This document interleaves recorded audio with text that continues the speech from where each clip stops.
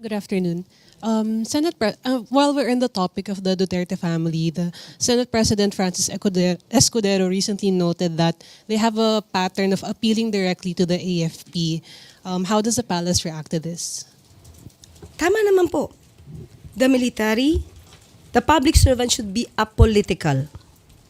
They should not be dragged over these personal issues, especially of the Dutertes. Tama po, si SP Cheese Escudero.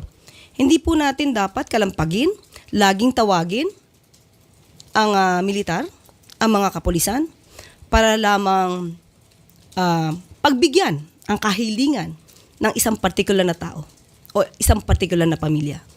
Ang militar po, ang kasandaluhan, ang kapulisan po natin ay para sa bayan, hindi para po sa pamilya Duterte lamang.